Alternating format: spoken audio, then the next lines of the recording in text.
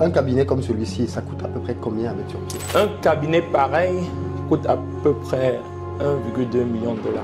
Comment on ferait pour ne pas avoir mal aux dents? Donne-nous quelques astuces. Pourquoi on n'a pas besoin de venir qu'on vienne te voir juste pour les détartrages, tu vois? C'est une machine de radio spécifique. Et voilà, cette salle est beaucoup plus utilisée pour le nettoyage des dents. Il y a des patients qui sont un peu plus, qui ont un peu plus peur. Ok. L'anxiété, c'est ça? Oui. Oui, est un peu plus élevée par rapport à certains autres qui ils préfèrent être endormis pendant la procédure. Donc cette salle est faite pour ces patients qui ont un peu peur. Donc tu les anesthésies d'abord? Les anesthésies, oui. Même vous savez, à partir du moment où vous embauchez le chemin de business, il faut savoir que tout peut arriver. Toutes les machines et instruments sont stérilisés. Assurez que, oui, toutes les machines qui rentrent dans la bouche des patients, voilà, c'est stérilisé. Voilà. Donc tu fais tes prothèses ici? Et je fais mes prothèses sur place. Ça, c'est notre formation. Ça, c'est notre formation. Il a fallu une autre formation pour pouvoir le faire. On n'a pas demandé, mais juste pour une idée, ça coûte combien un truc comme ça? Voilà.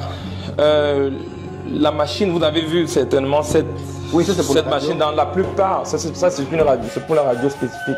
C'est ça, on ramène ça au niveau de ta dent. Voilà. 40 000 $. Donc, 40 000 $. Le bras articulé là, oui. 40 000 $. Et chaque, oui, 40 000 $. Cette chaise avec l'ampoule ou bien les lumières, on peut être 18 000 $. Est-ce que tu es dans le domaine? Est-ce que tu as le sentiment que la voie que tu as prise de rapidement ouvrir ton cabinet, et je pense que tu es déjà en train de travailler pour un deuxième cabinet? Il y a des dentistes qui sont dans la profession pendant plus de peut-être 20 ans. Jusqu'à la retraite? Jusqu'à la retraite. Et puis ils ne se lancent pas. Donc la peur peut vous faire ne même jamais arriver à votre... C'est comme les gens qui disent que je vais rentrer au pays. Voilà. 40 ans plus tard, ils sont toujours là. Ils sont toujours là. Ça coûte combien ça? Parce que tu disais tout à l'heure que c'est drôle, parce que si quelqu'un vient voler dans ce cabinet, il va penser à prendre qui sont gros. Alors que c'est ça qui va te faire mal. Oui. Cette machine que vous avez en main, Philippe, coûte environ 45 000 $. Ça, bien, cette machine. Environ 45 000 $. Pourquoi c'est si cher? Pour prendre des photos? Pour prendre des photos. Beaucoup d'argent. C'est investir au Cameroun. Lui, c'est le docteur Armstrong. C'est un jeune dentiste qui, venu du Cameroun, a décidé de se lancer dans le domaine médical aux États-Unis. Et après avoir travaillé pendant seulement 2 ans et demi, il a décidé de se mettre à son propre compte et de lancer ce qu'il considère lui-même comme étant la meilleure clinique du Maryland. On va discuter avec lui du domaine dentaire. Combien on gagne d'argent là-dedans? Parce qu'on nous dit beaucoup de choses. On dit que les dentistes sont des millionnaires, que les dentistes gagnent beaucoup d'argent. Est-ce que c'est vrai? Et puis combien coûte une clinique comme celle-ci? Combien d'investissements il a fait? Et comment il a fait pour trouver l'argent, les fonds pour se lancer? D'autant plus qu'il est en train de lancer déjà sa 2e clinique. Bref, c'est une interview pendant laquelle on parle aussi des bonnes habitudes, comment on se brosse les dents, avec quoi il faut le faire, quand faut-il le faire pour éviter d'avoir des maladies dentaire. Vous allez donc apprendre ici énormément de choses en termes de business, parce que c'est avant tout un businessman. Il n'a même pas beaucoup parlé de dentiste, c'est un vrai businessman et on va vraiment parler de business avec lui et j'espère que vous allez ressortir d'ici en ayant appris énormément de choses. J'ai une phrase que je dis tout le temps. On est venu en Amérique, on est venu au Canada, on est venu en Europe pour gagner de l'argent, mais on n'est pas venu pour vieillir et mourir dans ces pays. On veut rentrer chez nous. Mais un retour au pays, ça se prépare, ça ne s'improvise pas. Donc venez avec nous samedi pour apprendre à préparer votre retour dès maintenant, peu importe votre âge. Pour le moment, on est avec le docteur Armstrong. Let's go!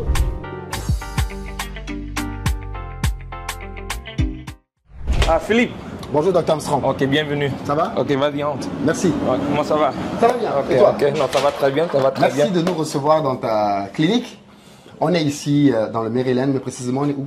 Nous sommes à Largo. Largo, certaines personnes connaissent cet endroit comme Upper Marlboro. Largo fait partie de Upper Marlboro, plus précisément dans le Prince George County, dans le Maryland. Est-ce que tu peux te présenter pour les gens qui ne te connaissent pas? Moi, c'est le docteur Armstrong Jinguet. Je suis Camerounais. Je suis plus précisément chez Baganté. Chez Baganté. Très bien. Ça fait combien de temps que tu possèdes cette clinique? Cette clinique a été Déjà, ça fait ouverte. combien de temps que tu as terminé tes études Voilà, j'ai terminé mes études en 2020. Le public nous appelle Pandemic Dentist ou Pandemic Doctors. Et j'ai fini mes études en 2020 et après mes études, j'ai travaillé dans certaines cliniques pendant peut-être 2 ans. Mais déjà, j'avais en tête d'ouvrir une clinique. Pourquoi? Parce que travailler pour soi-même ou bien ouvrir sa propre clinique permet au docteur de donner des soins, des meilleurs soins aux patients, des soins qui sont déjà propres à ce patient. Quand vous travaillez, ça c'est juste mon avis, quand vous travaillez pour, disons, un dispensaire ou un hôpital, vous êtes parfois amené à faire des traitements à base de certaines règles que l'hôpital possède. Par contre, quand vous avez votre propre clinique, vous pouvez traiter le patient d'une manière, comment dirais-je, d'une manière spéciale pour ce patient. Parce que tous patients n'ont pas, toutes personnes ne sont pas pareilles. Nous sommes tous différents. Et quand un docteur ou quand un dentiste possède sa clinique, il a le temps de travailler spécialement pour les maux ou bien les problèmes dentaires que le patient a. Alors, on dit que les dentistes gagnent pas mal plutôt bien leur vie aux États-Unis. Est-ce que tu confirmes ça? Oui, je le confirme. Oui, je le confirme. Mais cela dépend puisque la profession dentaire en Amérique est très vaste.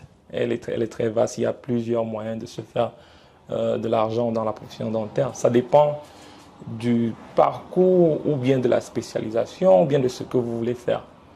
Et ça dépend déjà de vous-même. Voilà, ça dépend déjà de vous-même. Et ça veut dire quoi? Quand je vais dire ça dépend de vous-même, si vous vous y mettez, le dentiste qui déjà a en lui-même le souci d'aider les gens, jumelé à cela la famine, si je peux l'appeler comme ça, et jumelé à cela le désir. Oui. Voilà, le désir d'avoir une vie aisée d'une manière ou d'une autre. Déjà, éliminer la paresse. Avec cela, c'est très facile de se faire beaucoup d'argent. Par contre, si vous allez à l'opposé de ce que je viens d'illustrer, vous risquez de ne pas vous faire de l'argent. Alors, ça fait combien de temps que ce cabinet a été ouvert? Ce cabinet a été ouvert en 2023, début mars 2023. Donc ça fait un peu plus de 2 ans. Un peu plus de 2 ans. C'est ton premier cabinet? Mon premier cabinet. D'accord. La première question, parce qu'on va faire le tour, tu vas nous montrer un peu les équipements que tu as ici. Un cabinet comme celui-ci, ça coûte à peu près combien à mettre sur pied? Ok, un cabinet pareil coûte à peu près 1,2 million de dollars. Ok. 1,2 million de dollars. Tu as eu du mal à te faire financer ou tu as financé en fonds propres? Le financement était une combinaison de deux banques qui m'ont donné le financement. J'ai eu la possibilité d'utiliser ce qu'on appelle physician loan. C'est un prêt bancaire qui est spécial pour les docteurs. Déjà, quand ils vous offrent ce prêt, ça vient avec certains bénéfices que d'autres personnes n'ont pas. Par exemple, 100% de financement dans certains cas. Il néglige certains facteurs qui par exemple, student loan, les prêts scolaires. Parfois, les prêts étudiants, voilà. Les prêts étudiants, parfois, disqualifient certaines personnes quand ils veulent ouvrir certains autres business. Certains business qui ne sont pas, parce qu'ils ne sont pas médicaux. Ils sont déjà très endettés. Voilà, qui sont déjà très endettés. Mais quand vous voulez faire quelque chose pareil, quand vous voulez ouvrir une clinique, ils prennent en compte le fait que, ok, voilà, vous avez les prêts scolaires, mais ça ne compte pas trop négativement dans l'ensemble, dans votre application. Ils considèrent que tu vas rembourser. Voilà. Ils savent que tu vas rembourser. Et toi, tu t'es lancé comment? Tu as eu un prêt total, tu as investi un peu, et puis est-ce que tu avais un crédit à l'école? Le crédit, très important. J'ai toujours, déjà, puisque je savais en avance que je voulais faire un truc pareil, chaque fois, j'avais toujours dans la tête d'être discipliné dans ce que je faisais, dans mes finances. Parce que je savais que d'un moment à l'autre, je devais aller vers les banques pour demander le crédit, pour demander le financement.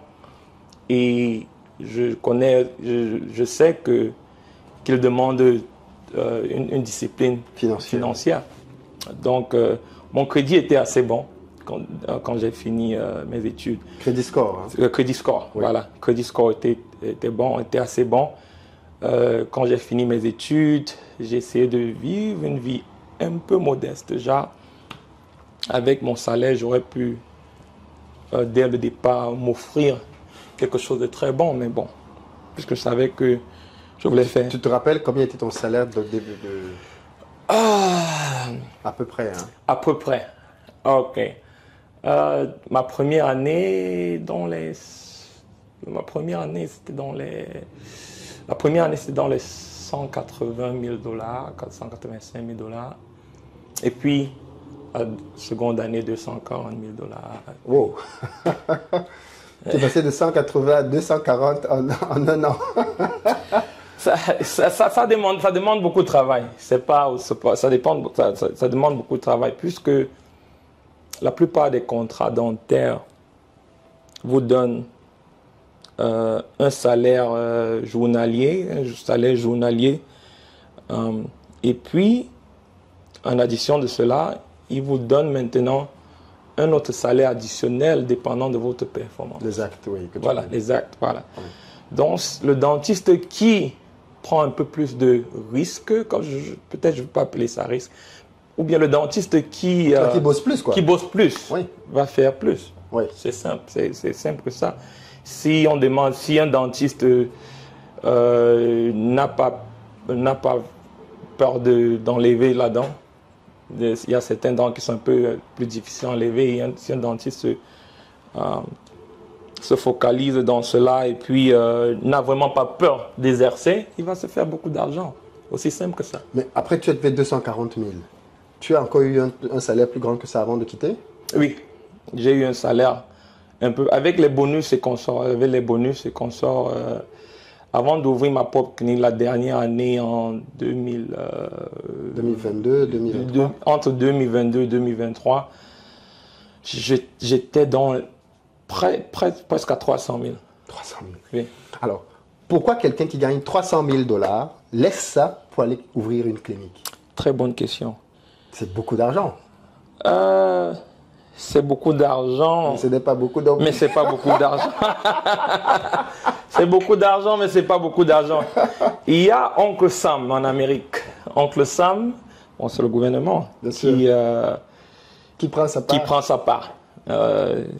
Voyez-vous, faire un truc pareil demande une certaine connaissance des finances. Vraiment, voilà, ça demande de la fiscalité. Ça demande vraiment beaucoup chercher et réfléchir. Vous pouvez vous faire 300 000 $ et il vous reste combien? Et déjà, les docteurs sont déjà, comment dirais-je, le gouvernement nous prend beaucoup de taxes. Parce que la la société se dit que, ok, généralement, tous les docteurs se font beaucoup plus d'argent. Cela nous met dans un tax bracket, dans une fourchette ou bien un intervalle aussi grand. Donc, alors, quand on est à un niveau comme le tien, quand tu gagnes chiffre d'affaires, 1000 $, le gouvernement te prend combien dans les 1000 $? Toutes taxes confondues. ok, 1000 $, chiffre d'affaires 1000 $. Vous dites 1000 $. C'est-à-dire que si tu fais 1000 $ de recettes, parce que je veux que les gens réalisent à quel point Oncle Sam prend beaucoup d'argent. Donc, je vais donner un exemple simple. Si tu gagnes 1000 $, ça peut être 1 million, après on va faire la proportion, mais si tu gagnes 1000 $, dans les 1000 $, tu payes combien d'impôts, de taxes? Ok, là, avant de répondre. Oui, ok. Ok, avant de répondre, ça dépend de... Si vous avez fait 1000 $, ça dépend du chiffre d'affaires annuel. Si vous avez fait les 1000 $ toute l'année, c'est différent de peut-être 1000 $ par jour. Non, là, c'est un exemple. Ok. Supposons, prenons un exemple simple. À la fin de l'année, tu as fait un chiffre d'affaires, c'est un exemple, 1 million $. Ok, voilà. Dans les 1 million $, tu payes combien à Oncle Sam? Près de 400 000 $. Il te prend 40%. 40%. Ok. 40%. Et dans les 60%, maintenant, tu vas payer les salaires, tu vas payer le loyer, tu vas payer toutes tes charges, quoi. Mais les impôts te prennent à peu près 400 000. Waouh, c'est énorme. Attends. Ça, c'est le salaire. Ça, c'est le salaire. Si, on parlait de salaire. Si je travaillais pour quelqu'un, n'est-ce pas? Non, je dis parce que tout à l'heure, tu as dit que quand tu aurais cette clinique, il ne faut pas oublier que Oncle Sam passe par là. Et qu'il y a beaucoup d'impôts. Parce qu'effectivement, quand on va dire tout à l'heure que le cabinet fait par exemple 1 million $, de chiffre d'affaires, il y a toujours des gens qui vont penser que c'est l'argent qu'il y a dans ta poche. Oh, ok. Donc, le but de ma question, c'était de savoir en termes d'impôts. Parce qu'on dit par exemple qu'en France, le gouvernement français prélève beaucoup d'impôts. Donc, je voulais savoir ici aux États-Unis. Donc, là, quand tu fais 1 million, tu payes combien d'impôts là? Parce que tout à l'heure, par exemple, à titre personnel, tu as dit que le gouvernement te prenait à peu près 40%. Ça, c'est personnel. Oui, mais maintenant, avec une compagnie, le gouvernement prend combien? Ça, c'est différent. À peu près. Le gouvernement, à peu près, quand vous avez un cabinet ou bien une clinique, ça, c'est ça l'avantage d'être dans le business. À peu près moins de 20%. Ok. Moins de 20%. Donc, quand on bascule en business, les impôts sont réduits. Les impôts sont réduits. Ok. En fait, on se dit que... C'est la même chose, à peu près partout, non. Mais c'est la même logique, en tout cas. Oui. C'est un peu comme si... Mais c'est beaucoup moins qu'en France. En France, on est déjà beaucoup. On est proche de 30%. Oh non, nous sommes à 20%. Et parfois moins de 20%. Ça dépend de comment est-ce que vous gérez aussi la clinique. Parfois, j'en ai vu 10%. 10%. Ça dépend de comment est-ce que vous gérez la clinique. Ça dépend de comment est-ce que vous gérez vos dépenses. Voilà. Si en fin d'année fiscale, vous vous retrouvez avec beaucoup d'argent dans le compte, ça vous met dans un intervalle très grand. J'ai compris. Donc, en fait, si en fin d'année vous vous trouvez dans un intervalle, j'ai compris. Voilà. C'est comme en France. En fait, c'est comme en France. C'est progressif. L'impôt est progressif. C'est progressif. Voilà. C'est l'impôt progressif. Voilà. Donc, plus tu as de bénéfices, l'impôt est sur le bénéfice. Donc, plus tu as de bénéfices, plus le gouvernement te prélève des impôts. D'accord. C'est la même chose en France. J'ai eu une année où j'ai plutôt eu on t'a remboursé. On m'a plutôt remboursé. Je n'ai pas payé de taxes. Oui, ok. Parce que tu étais en déficit. Oui, j'étais en déficit. Ok. Voilà. C'est aussi une stratégie, si je peux dire ça comme ça. Ok, d'accord. Très bien. Et aujourd'hui, dans ce cabinet-ci, ça fait 2 ans maintenant que tu es opérationnel. En termes de business, est-ce que ça a rapidement mordu? Est-ce que tu es satisfait de tes chiffres aujourd'hui? Je suis satisfait de mes chiffres. Toute personne aurait voulu plus. Voilà. il y a toute personne. J'aurais aimé avoir plus, mais je suis satisfait. Mais nous travaillons à... En 2 ans, tu as connu quelle croissance en termes de chiffre d'affaires? Je peux dire 10 à 15%. Ok, de la première à la deuxième. La première à la deuxième année. Tu peux me donner un intervalle de chiffre d'affaires que tu as fait? Ok, première année, le total, le chiffre d'affaires, la première année, c'était dans les 780 000. C'était pas une année complète puisqu'on a commencé en mars. C'est vrai. C'était en 2023. Donc l'année complète, c'est l'année 2024. Oui, l'année 24 était l'année complète. nous avons fini l'année, l'année passée, on a fini l'année à 1,2, 1 million, 1,2 million. Ok. Et donc cette année, si tu es parti pour faire mieux que l'année dernière? Ah oui, nous sommes partis pour faire mieux que l'année dernière. C'est estimé à, bon, voilà, si nous ne connaissons pas une autre pandémie ou bien rien ne se passe, disons peut-être 1,5. 1,5. Donc en fait, au fur et à mesure que le temps passe, le chiffre d'affaires va augmenter. Parce que tu as une clientèle qui est de plus en plus régulière, qui est... Ok. Et justement, quand on est un jeune médecin noir dans le Maryland et qu'on ouvre une clinique, est-ce qu'il n'y a pas une défiance des patients? Est-ce que les patients... Parce que je dis ça parce que je connais un autre chirurgien dentiste en Allemagne plutôt, et qui explique qu'au début, c'est comme il est noir, et que son prédécesseur, parce que lui, il a racheté la clinique, était blanc, et ben au début, il y avait comme un manque de confiance. Est-ce qu'il va bien faire le travail? Est-ce que toi, tu as connu ça ici? C'est-à-dire que ta couleur de peau, est-ce que tu penses que ça a été un petit frein ou alors pas du tout? On s'en fout peut-être de ta couleur. Donc je vais répondre. Je vais répondre directement en disant pas du tout. Parce que c'est très important d'étudier la démographie. C'est quoi? La démographie, oui. D'étudier la démographie, d'étudier exactement la population dont vous essayez de vous compter servir. Parce que au-delà de ma profession, de ce que je suis dentiste, je consulte parfois certaines personnes qui veulent ouvrir des cliniques dentaires. C'est très important de faire une étude sur la population, la psychologie de la population dont vous voulez servir. Parce que, bon, déjà ici pour moi, 98% de mes patients sont noirs. 98%. Je me trouve dans le Prince George County. Le Prince George County, c'est le county. Bon, c'est l'un des counties déjà les plus aisés, noirs, les plus aisés de toute l'Amérique. Ah oui? Noir. Okay. Je précise noir. Donc là maintenant, je pense Prince George County est deuxième. Je pense Charles County est premier. Donc déjà, avant même d'ouvrir la clinique, toutes ces recherches ont été faites pour essayer de me placer dans des conditions qui vont me permettre de réussir. Bon, ce qui m'a aidé, c'est le fait que, bon, j'ai grandi à Capitol High. Capitol High, c'est à 15 minutes d'ici. Mes parents, ils habitent toujours à Capitol High. Voilà, ça m'a permis d'étudier la démographie, d'étudier le besoin dentaire, d'étudier, voilà, de me projeter dans le futur pour savoir exactement quelle procédure, quel genre de patient, les mots, les besoins de la communauté, c'est très important. Pour illustrer une illustration, je connais quelqu'un qui m'a contacté une fois, une femme médecin noir, qui voulait acheter une clinique d'un homme médecin blanc.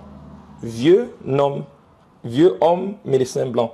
Ça fait déjà près de 3 à 4 critères qui sont différents des critères qui peut-être faisaient partie du choix des patients qui venaient là-bas. Le fait que peut-être il était un homme, le fait qu'il est blanc et le fait qu'il est vieux. Il est un peu âgé. Voilà, elle est jeune, c'est une femme et elle est noire. Ça fait 3 critères qui sont déjà complètement opposés. Donc, ça lui a donné un peu de difficulté au début. Bon, on espère que ça ira. Très bien. Je veux bien que tu nous présentes ton cabinet, que tu nous montres un peu ce que tu fais ici, et puis qu'on continue la discussion. Déjà, peut-être, quels sont les actes que les patients prennent beaucoup quand ils viennent te voir? Les actes, vous parlez des procédures? Oui. Ok. La plupart des patients sont, de ce côté, la plupart des patients viennent en urgence. Ok, il a mal. Il a mal, voilà. Déjà, le mal de dents, c'est un mal très, comment dirais-je? Douloureux? Douloureux. Je connais bien le mal de dents. J'ai beaucoup de dents malades. Le mal de dents vous réveille la nuit, le mal de dents vous rend nerveux, le mal de dents change toute votre humeur. Oui. Yeah. Comment on fait d'ailleurs pour ne pas avoir mal aux dents? Donne-nous quelques astuces. Pourquoi on n'ait pas besoin de venir quand on vient te voir juste pour le détartrage, tu vois? Donc vous voulez que je vous donne la solution pour ne pas venir? Ok, voilà. L'hygiène dentaire, c'est la première des choses. Se brosser 2 fois par jour. 2 fois, à quel moment? Parce qu'il y a aussi des histoires qui disent qu'il faut se brosser après les repas et d'autres qui disent non, il faut se brosser avant les repas. C'est simple. Ouais. Se brosser le matin. Mais le matin avant ou après le repas? Le matin avant le repas. Dès que vous vous levez, brossez-vous. Pourquoi? Parce que vous venez de vous réveiller, il y a eu des activités bactérielles durant toute la nuit dans la bouche. Parce que quand vous dormez, la salive est stagnante. Parce que la salive est très importante. La salive nettoie l'intérieur de la bouche. Quand vous dormez, la salive ne circule pas en mouvement, ne circule pas. Et ça fait que les bactéries sont un peu plus en activité. Donc, dès que vous vous levez, la première des choses, c'est de vous brosser. Et d'utiliser les cordes hygiéniques dentaires. On appelle ça en anglais floss. Très important. Pour passer entre les dents. Très important. Mais il y a des gens il y a des gens pour qui c'est très dur de passer entre les dents. Les dents sont très serrées. C'est une lutte importante. Donc, il faut passer. Oui, il faut la passer parce Pourquoi? que ça permet de garder la gencive. La gencive, c'est pour, le soin de la gencive. Parce que la santé dentaire commence par la gencive. Ça commence par la gencive. Si votre gencive n'est pas en santé, vos dents ne sont pas en santé. Et pour nettoyer la gencive, en fait, il faut passer entre les dents. Il faut passer entre les dents. Dents par dents. Faut pas... oui, donc là, on n'est plus dans les 3 minutes pour se brosser, là. Oui, se brosser, c'est 3 minutes. Avec la corde, ça dépend maintenant il y a certaines personnes qui sont plus rapides, dépend de votre dextérité et qu'on sort. Donc, oui, c'est très important. Est-ce qu'il y a une pâte dentifrice particulière que tu recommandes? Je ne veux pas une marque, mais fluor, pas fluor, parce que tous les jours, on nous trouve de nouvelles pâtes, de nouveaux procédés. Moi, j'utilise par exemple en ce moment des pâtes dentifrice au charbon de bois. Si c'est mauvais, tu me dis que c'est mauvais. Il n'y a aucun problème. Donc, je n'ai aucun marketing chez eux. Ok, voilà. Si tu me dis que c'est mauvais, j'arrête. Mais en tout cas, chaque jour, on nous sort de nouvelles choses sur les pâtes dentifrice, les nouveaux traitements, ainsi de suite. En termes de... Et parfois, c'est du marketing. C'est-à-dire, il n'y a rien dedans.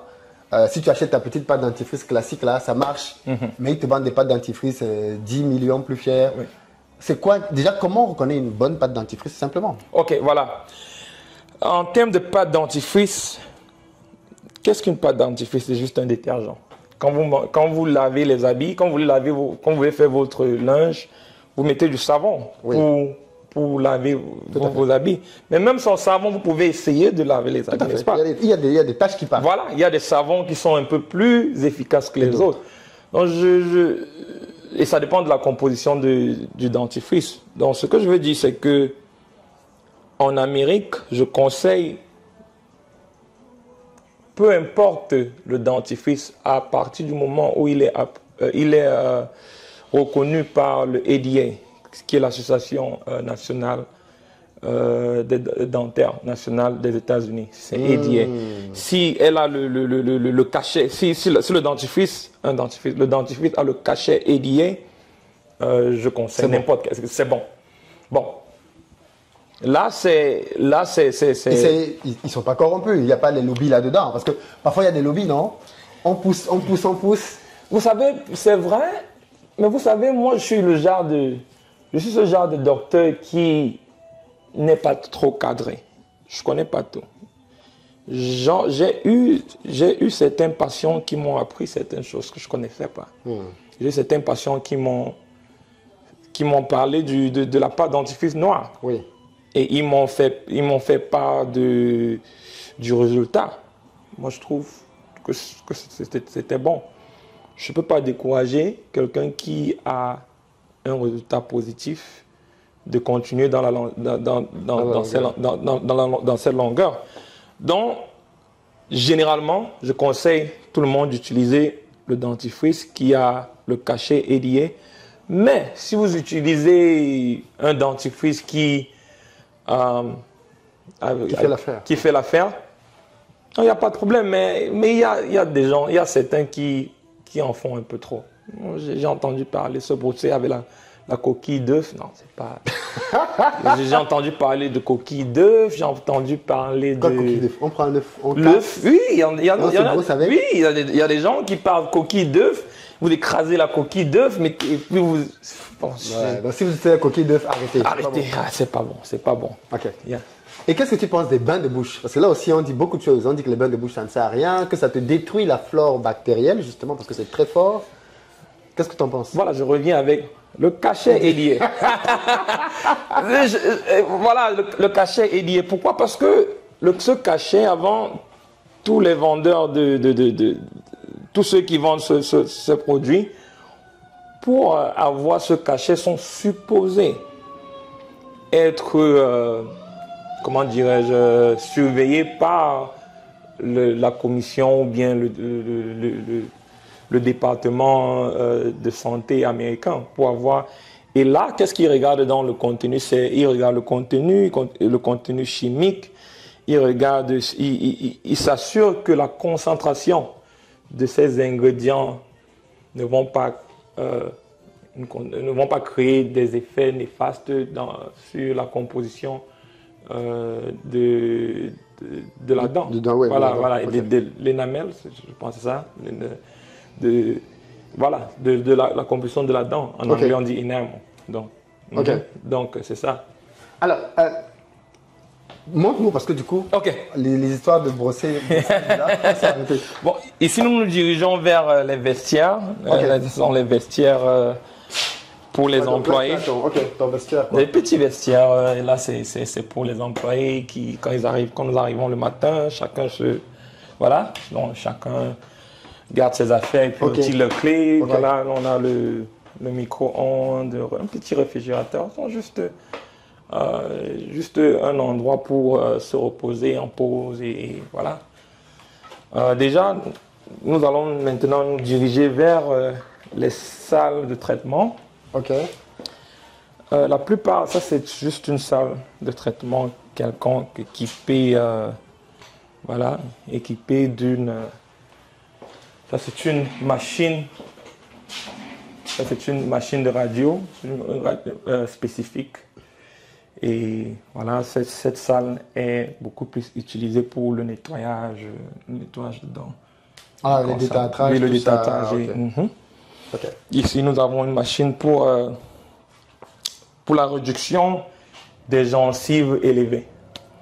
Il y a des gens qui parfois ont la gencive un peu enflée. On utilise cela pour réduire la gencive, l'inflammation. Ah, tu veux dire par rapport aux autres D'accord. Oui, c'est une machine très importante. Voilà.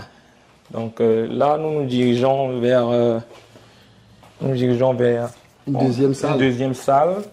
Là, elle a la même fonction. Donc, la même fonction que là, oui. Mais par contre, celle-ci, celle-ci est une salle spéciale, un peu plus spéciale, parce que il y a des patients qui sont un peu plus, qui ont un peu plus peur. L'anxiété, c'est ça? Oui, est un peu plus élevée par rapport à certains autres qui ils préfèrent être endormis pendant la procédure. Donc cette salle est faite pour ces patients qui ont un peu peur. Donc tu les anesthésies d'abord? Les anesthésies, oui.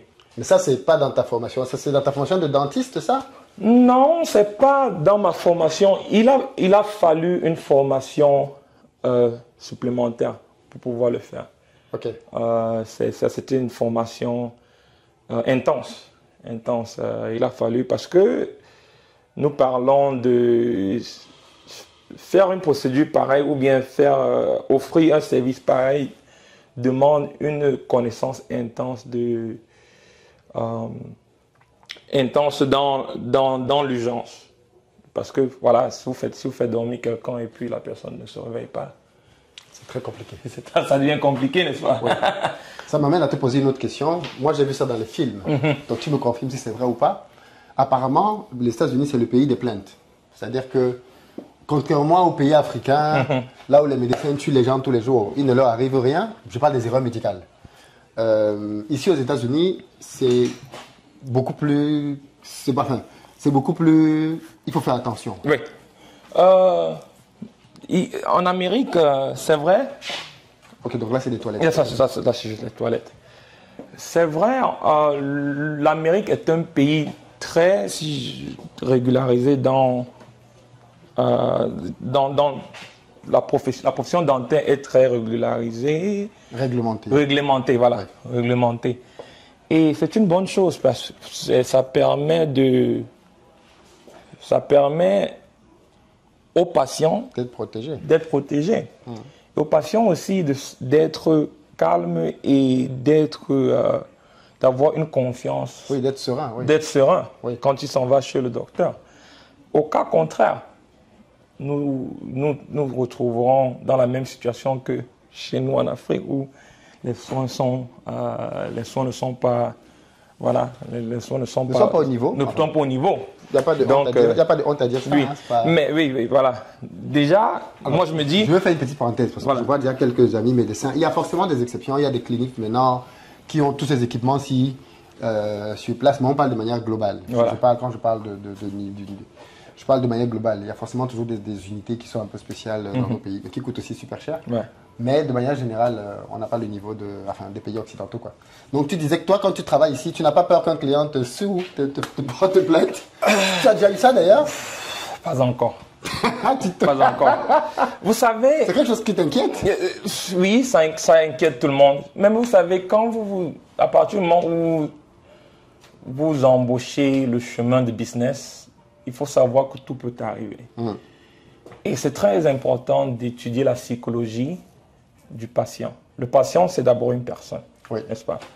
Je propose qu'on avance. C'est d'abord une personne. Donc, étudier la psychologie et savoir qui est le patient, c'est très important. Ça vous permet et aussi écouter le patient.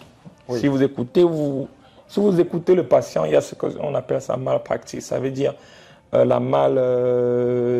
erreurs. Si vous commettez une erreur et vous écoutez le patient, c'est très difficile que la personne vous porte plainte. Il y en a qui sont déjà à la base des problématiques.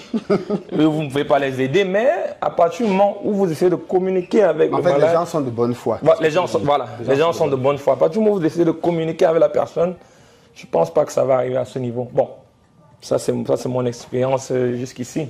Bon, nous dirigeons là vers la salle de stérilisation. Toutes les équipements, toutes les machines et instruments sont stérilisés. Assurer que, toutes les machines qui rentrent dans la bouche des patients, voilà, c'est stérilisé. Cette étiquette montre que ces instruments sont passés au stériliseur. Stérilisateur, voilà. C'est lui là. Oui, c'est lui là, voilà. Ok. Toutes les machines. Ici, nous avons un laboratoire pour les prothèses. Les fameuses prothèses. Voilà. Donc tu fais tes prothèses ici? Et je fais mes prothèses sur place. Ça encore, c'est une autre formation. Ça, c'est une autre formation. Il a fallu une autre formation pour pouvoir le faire. Tu as quel âge? Je suis âgé, le temps passe, hein. Je suis âgé de 32 ans. 32 ans. 32 ans. Donc tu as ton cabinet depuis 2 ans maintenant, donc tu as ouvert ton cabinet à 30 ans. Voilà. Ok, d'accord. Voilà. Tu as mis combien d'années à d'études? Années d'études. Parce qu'il faut bien que les gens se rendent compte que ça prend du temps. Voilà. Après le lycée... Non, je parle d'années d'études supérieures, après le bac. Après le bac... D'études dentaires. Tu as étudié combien d'années? Bon, c'est un peu différent. Le parcours est un peu différent du parcours dans le système francophone. Okay. Parce que, si je ne me trompe pas, au Cameroun, c'est 7 ans après... 7 ans pour être docteur. 7 ans pour être docteur. Oui. Mais ici, vous faites 4 ans dans une spécialité Ouais. scientifique. Oui. Et là, après, maintenant, vous postulez pour une école dentaire OK. dont la durée, c'est 4 ans. Une autre 4 années supplémentaires. Donc, Ok. si on regarde de cette manière, ça va faire 8 ans. OK. 8 années. OK. 8 années d'études. D'accord. Bon, ça, je reconnais forcément, c'est la radio. Oui, la radio L'appareil où générale. Tu te places là. Oui, voilà. Ouh, on le règle à ta taille. Oui, on le règle à ta taille. Tu te places et Yes. ça tourne autour de toi. T'es grand de taille, hein, Philippe. C'est toujours Non, non. drôle, les gens qui me voient, ils me disent, je savais pas que tu étais grand comme ça. Oui, on le règle à ta taille. OK. Ici, ce sont les autres salles de traitement. Ça, c'est ma salle la plus préférée. OK. Et elle est près de la fenêtre. Parfois, La lumière du jour. La lumière du jour. Parfois, je regarde pour savoir qu'est-ce qui se passe là dehors. Et voilà. Donc, ça, c'est ma salle préférée. Et Elle fait la même chose que les autres salles là-bas? oui, elle fait radio, radio, traitement. voilà. Radio, traitement. C'est là que tu fais tes principales Radio. opérations. On n'a pas demandé, mais juste pour une idée, ça coûte combien un truc comme ça? Voilà. La machine, vous avez vu certainement cette machine dans la plupart. Ça, c'est une radio. C'est pour la radio spécifique. C'est ça, on ramène ça au niveau de ta dent. Voilà. Là. 40 000 $. Non, pas 40 000 $. Le bras articulé là, Oui. 40 000 $. Et chaque. Oui, 40 000 $. Chaque cette chaise avec l'ampoule ou bien les lumières, à peu près 18 000 $. Ok, donc la radio là coûte plus cher que la chaise. Oui, Deux fois plus cher. Deux fois plus cher.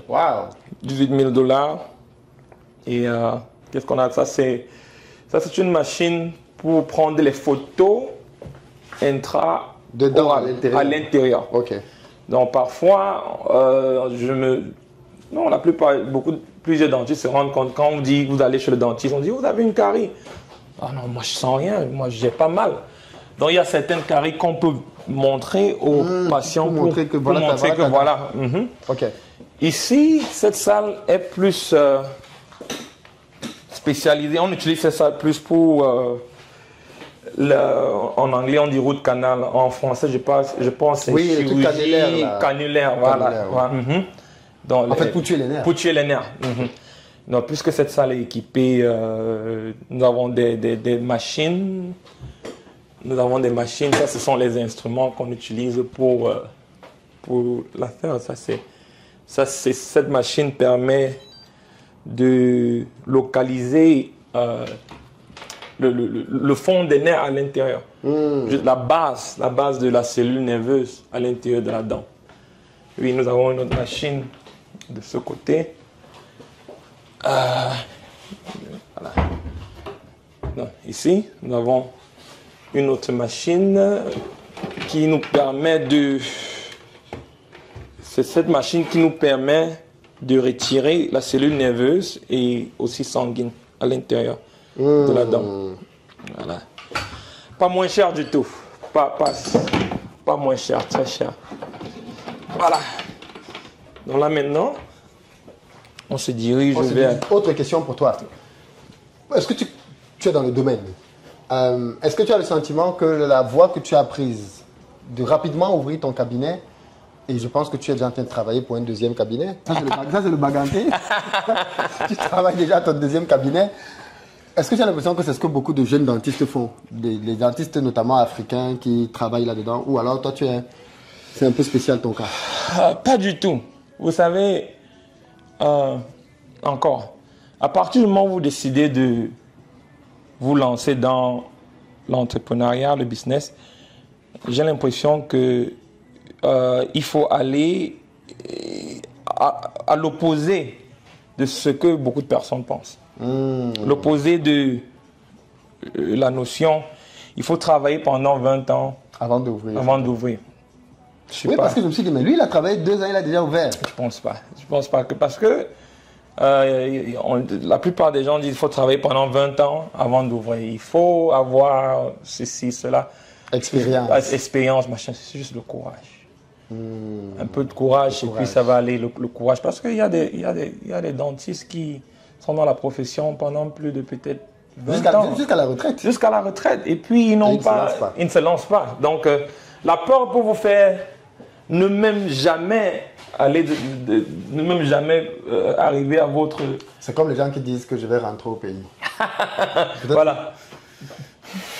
40 ans plus tard, ils sont toujours là. Ils sont toujours là. Donc, alors, je voulais qu'on revienne dans cette salle parce que tu as une machine spéciale que tu vas nous montrer ici. Ouais, ça c'est... Tu peux nous montrer, hein, où, ah, là, elle est placée, c'est ça? Oui, elle est placée. Elle sert à quoi, ça? Ça, c'est une machine... Non, si vous voulez, j'allume pour vous. Bon, c'est pas grave. Ok. Non, ça, c'est une machine très spéciale. Ça, c'est une machine qui nous permet de faire du digital. Cette clinique, en général, nous utilisons beaucoup des moyens digitaux pour prélever les impressions dentaires qui, avant, étaient faites d'une manière différente. On utilisait les moules artificiels, genre combinaison de produits chimiques qui parfois n'étaient pas très agréables pour les patients. Là, ça nous permet, avec l'aide de cette machine, ça nous permet de scanner entièrement la dent et scanner le travail qui a été fait sur la dent et envoyer directement les données au laboratoire qui va fabriquer la couronne, la prothèse, les prothèses, n'importe quoi que je veux. Donc, et tu disais que cette petite machine, c'est l'une des plus chères de ce cabinet. Oui. Ça, je peux toucher, hein? Oui, oui, oui. Vous pouvez la toucher. Bon, faut pas juste la renverser, Philippe. Faut pas la renverser, Philippe. C'est une machine qui coûte. Elle coûte combien, ça? Parce que tu disais tout à l'heure que c'est drôle, parce que si quelqu'un vient voler dans ce cabinet, il va penser à prendre des trucs qui sont gros. Qui sont gros. Alors que c'est ça qui va te faire mal. Oui. Cette machine que vous avez en main, Philippe, coûte environ 45 000 $. Ça? Bien, cette machine. Environ 45 000 $. Pourquoi c'est si cher? Pour prendre des photos? Pour prendre des photos.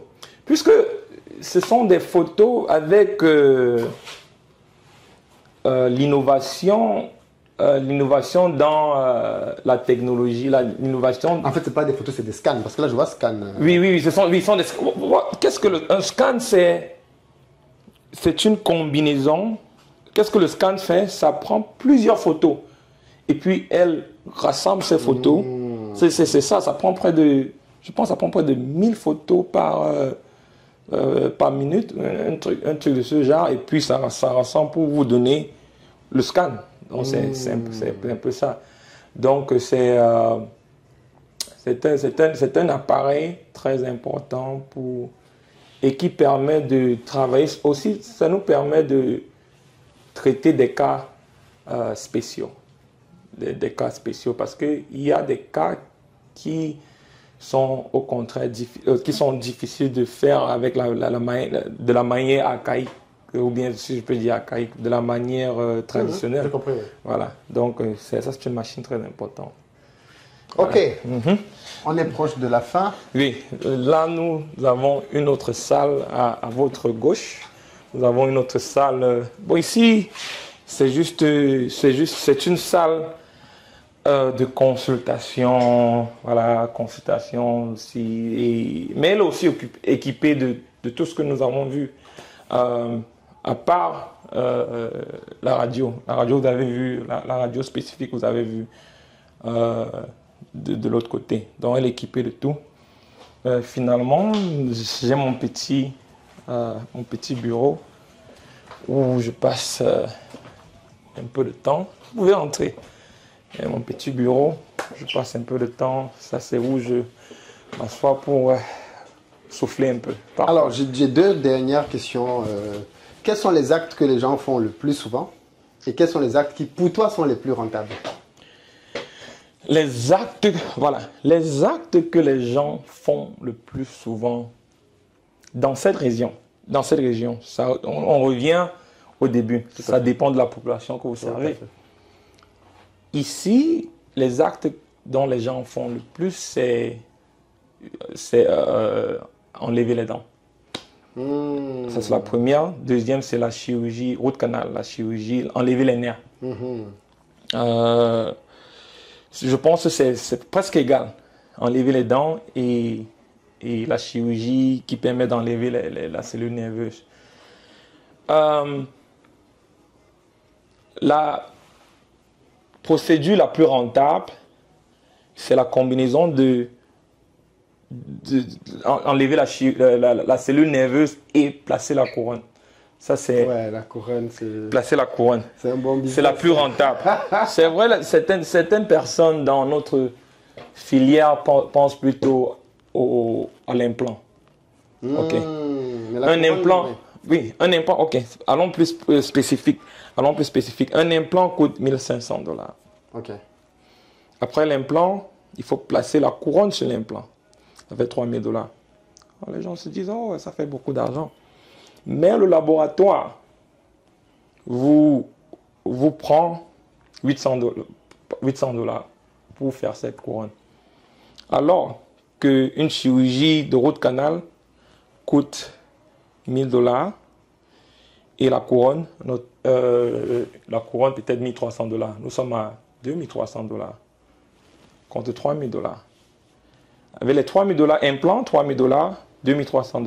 Mais vous avez 800 $ qui va chez le laborantin. Oui. Et la procédure d'implant, la plupart du temps, est faite en 3 visites.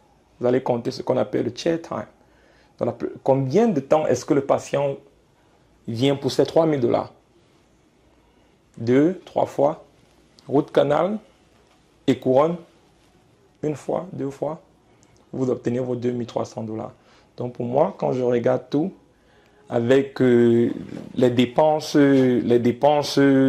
dans tout le matériel qu'il faut pour les 2 procédures, je pense que c'est la combinaison de tout à fait. Et c'est très clair. Très clair. C'est un piège aussi en business. Oui, oui. Parfois le produit, et c'est même très bien que tu as montré ça, le produit le plus rentable, c'est pas souvent le produit le plus cher. C'est pas souvent le produit le plus cher. Non. Tu as des produits qui ont plus de marge. Pourquoi tu veux lancer une deuxième clinique? Voilà, je me dis, nous sommes la meilleure clinique dans le DC, Maryland, Virginie. Je me dis... carrément. Carrément. Ah ouais, d'accord. En 2 ans, tu es déjà le meilleur. Nous sommes la meilleure clinique. Vous pouvez regarder nos reviews, hein, les impressions sur Google. Les commentaires. Les commentaires, voilà. Là, je me dis, j'aime la justice. Il ne faut pas seulement que je fasse bénéficier les gens de cette communauté. Il faut aussi que j'étende mon expertise un peu partout. Et c'est aussi les demandes. Les gens demandent, il y a beaucoup de personnes qui demandent d'ouvrir les cliniques plus proches d'eux. Beaucoup de personnes voyagent un peu aussi loin pour venir ici, mais certaines personnes demandent de s'implanter un peu plus proche d'eux. Il y a une demande forte dans certains endroits dont nous pensons à aller là-bas. Donc c'est ça. Qu'est-ce qu'on peut te souhaiter? On arrive au terme. Beaucoup d'argent. Beaucoup d'argent. Est-ce que tu penses investir au Cameroun? Toi qui... très bonne question, très bonne question. Toi qui as dit ici que tu étais baganté, est-ce que tu as à cœur de faire quelque chose comme ça, voire même mieux encore au Cameroun? C'est quoi tes projets pour l'Afrique? Vous savez, tout Africain qui vraiment a le souci pour l'Afrique aimerait investir en Afrique. C'est quelque chose qui... c'est comme une flamme dans le vent. Voilà. Mais le problème, c'est... La volonté est là. La question, c'est est-ce que je serais permis de faire un truc pareil en Afrique? Nous connaissons les réalités. Je suis Camerounais, mais le fait que j'ai eu la chance mes parents m'ont donné l'opportunité et la chance de venir dans ce pays qui, malgré les difficultés, ce pays m'a permis et m'a donné l'opportunité d'ouvrir un établissement pareil chez eux. Bon, la question, c'est juste une question. Peut-être je pose la question. Est-ce que je serais permis de faire un truc pareil en Afrique?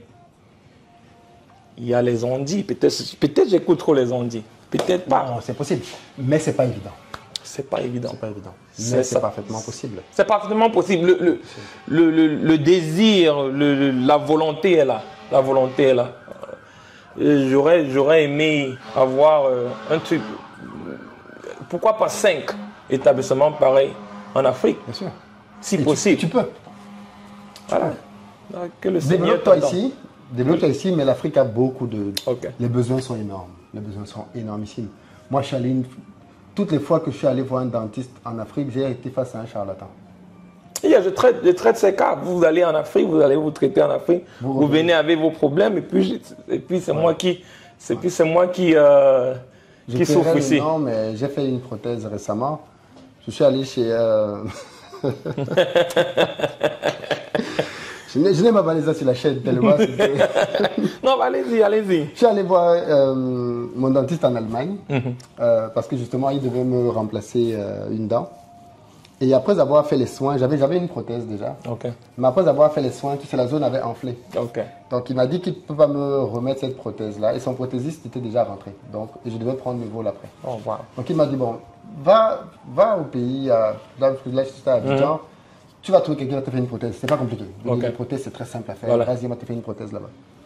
Donc on est allé sur Internet, on a regardé les reviews, on a vu un monsieur, il y a de très bonnes reviews sur lui. Donc on est rentré, on a pris rendez-vous. Parce que j'avais une interview que je devais donner. Ok. Et je devais donc... il devait me faire ça rapidement. Voilà.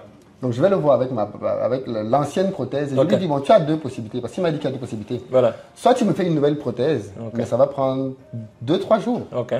Soit ma prothèse actuelle, tu l'adaptes. Ok. Parce qu'il faut juste... Tu vois, quand tu places la prothèse, ben, elle entre complètement dans la dent.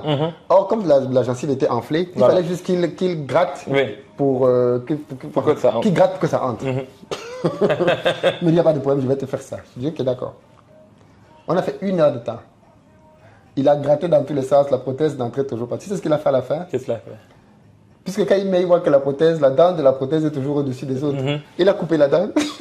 Il a coupé le dessus de la prothèse pour que ce soit aligné avec les autres. Mais ça n'entrait vraiment pas. Donc, ça laisse un trou. Ça laisse un trou. Oh, aïe, aïe. Ah. Et justement, parce qu'il n'a pas bien, comme il n'a donc pas bien fait, comme il n'a pas bien rangé, mais du coup, tout le traitement qui avait été fait sur la dent est parti progressivement. Puisqu'il avait mis une membrane, il avait protégé la dent pour que tout ce que le docteur avait mis en Allemagne pour protéger la dent est complètement parti. Parce que du coup, la prothèse n'avait pas été bien remise. Bref. Voilà. Donc, vous pouvez dire qu'il y a du marché. Il y a du marché. Il y a vraiment du marché. Okay, non, là, voilà, comme je vous ai dit, Dieu, je crois, je suis un croyant. Si Dieu le veut. Déjà, la volonté, là. Dieu voulant, dans les années à venir. On a besoin de bonnes cliniques à Baganté aussi. Hein. Va faire les cliniques à Baganté. À Baganté, oui. 2-3 cliniques à Baganté. Et puis, voilà. Et puis, un peu partout dans l'Afrique tout entière. Donc, je reconnais le besoin.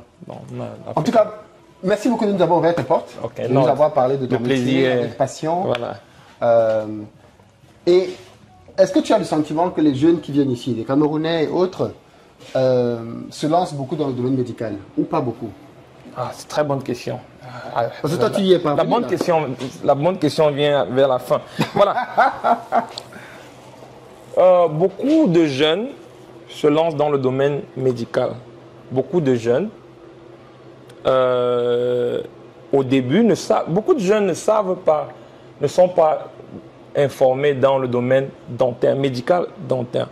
Beaucoup de jeunes ont le désir ou bien leur objectif c'est d'être docteur généraliste, voilà. Mais ils ne savent pas, ils ne sont pas informés dans le domaine dentaire. Qui, à mon avis, peut-être mes collègues, peut-être qui, à mon avis, est mieux. Oui, beaucoup de dentistes, c'est parmi les plus rentables. Bien, en termes de rentabilité par heure, est mieux. C'est mon avis. Beaucoup de personnes ne seront pas d'accord avec moi. Voilà, c'est mon avis. Ça me permet d'être avec ma famille chaque jour à 17h, 18h. J'aime jouer au foot. 17h, je suis au terrain de foot. Je suis à la maison tous les jours. Par contre, mes collègues parfois n'arrivent pas à rentrer à la maison tous les jours.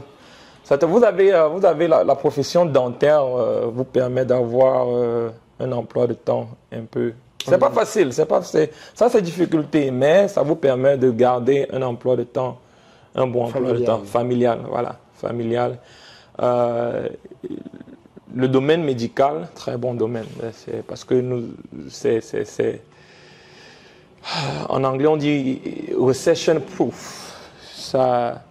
Oui, ça résiste. Ça résiste aux crises. Ouais. Aux crises, voilà. Ça résiste aux crises. De toute façon, on est toujours malade. Parce que, voilà, on est toujours malade.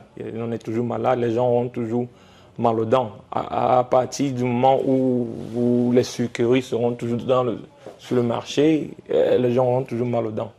Donc, je conseille les gens de... Tu avais dit 2 fois tout à l'heure. Une fois le matin. Une fois le matin. Et une deuxième fois avant de dormir. Avant de dormir. Après le dîner. Après le dîner. Okay. Voilà. Parce qu'il y a des gens qui m'ont dit, mais Philippe, il n'a pas dit la deuxième fois.